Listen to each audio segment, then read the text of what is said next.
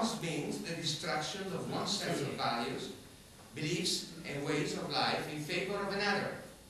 That's what war means, folks. And that's what government bureaucracy are waging on us. We, who still to refuse to believe that this is a war.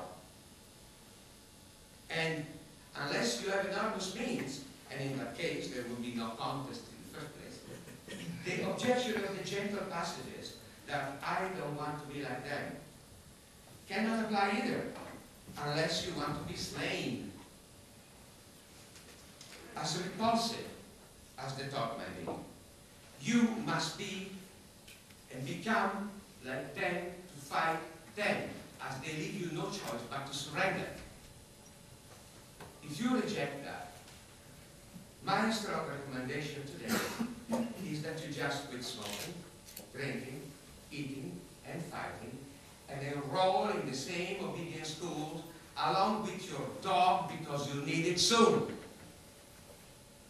Those who intend to fight should keep in mind that enlightened people can act like the beast, to kill the beast without becoming beasts in the process. I'm writing down my address to you today, and I would like to quote a great libertarian, a man who I personally know and deeply respect, Antonio Martino, the former Italian Minister of Defense. The words that follow were written to me in an email where he told me that he was regretfully unable to attend this conference, but that he was here in spirit.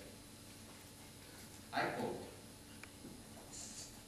"One of the battles for freedom, that against prohibition, is the most arduous. First of all, because of the process of mithridatization. In medical terms, mithridatization means the acquisition of immunity to a poison by ingestion of gradually increasing amounts of it. In political terms, it means growing acquiescence to the liberty killing acts of government. Today, especially when health, safety, and environment are involved, such acts are reaching levels that were unthinkable just a few short years ago. Because of that process," Martino continues, "people are getting used to the loss of freedoms that are only superficially secondary.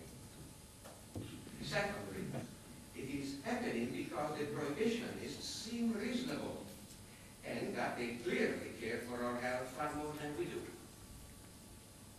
But the sad conclusion I am driven to is that, all in all, we were far freer in times of dictatorship than we are now. From the point of view of overall personal liberties, fascism was far less repressive than this democracy that is dominated by the health Nazis, by the politically correct, and by the repression that seeps from the bottom of bureaucracy, which is far more difficult to fight than that which comes from the top, for at least the latter has a name and a face." And here is another quote, this time from American psychiatrist Thomas Sachs, who, along with Martino, is a member of the Honor Committee of Modernization Forces International, which sums it all up. When health is equated with freedom, liberty vanishes as a political concept. During this conference, we will hear many learned opinions and many facts and figures from several fields concerning economic factors, oppression, history, and epidemiologic frauds.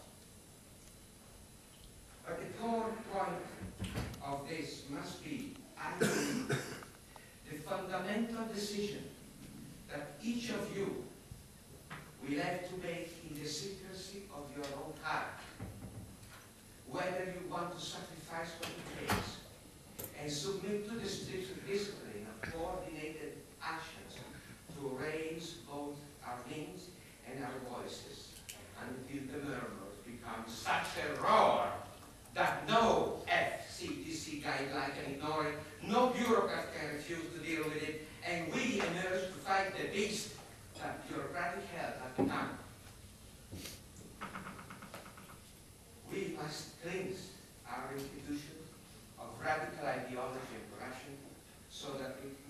children can exist in a free world. We must reassert that the ownership of our body and the government of our families and community belongs to us and not to some European or World Health Organization. But be warned, the stakes are high. For the trick of every tyrant is to raise the price of opposition beyond what we, the little people, are prepared to pay. Let me tell you that to me, the price of that submission to coordinated discipline is insignificant next to that of guilty obedience. What do you think? Thank you.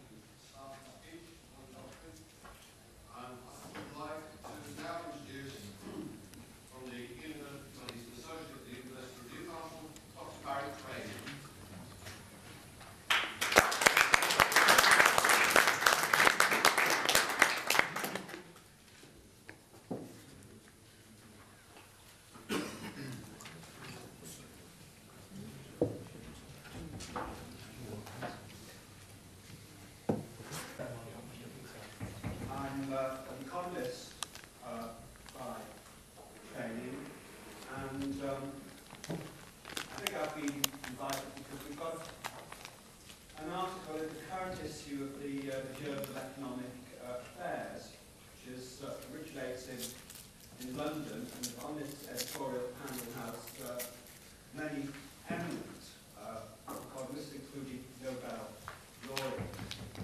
This is the economic dimension.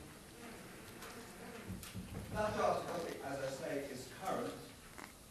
Both myself and my co-author are non-smokers.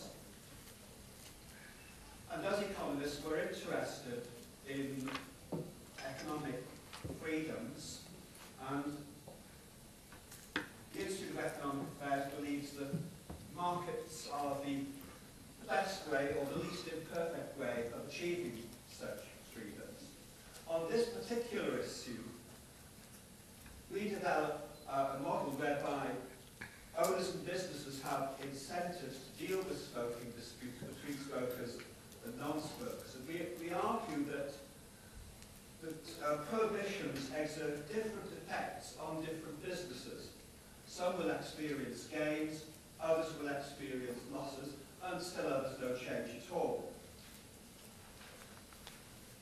We don't dwell in looking at the economics of this issue on the issue of protecting non-smoking employees. First, because smoking is legal in itself, and if governments were really serious about health and safety, they would act on the primary source of the problem. And secondly, because in competitive markets, certainly characteristic of those in the hospitality industry, workers who didn't wish to be exposed to passive smoking would choose to work in other establishments.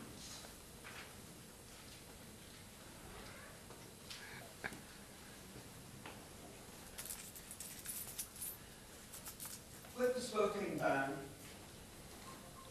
substantial costs have been imposed on businesses, and I'll come to those in shortly. But I do want to say that there had been, prior to the smoking ban, some adjustments. Owners had begun in the UK, I can only speak for the UK, to offer more non-smoking seating, better ventilation, and other accommodations when servicing fewer smoking customers. One national chain of public houses, Wetherspoons, dedicated rooms and areas to smokers and other areas where smokers were not allowed. And in reality, bans tend to be endogenous and tend to be enacted after the fact. Endogenous?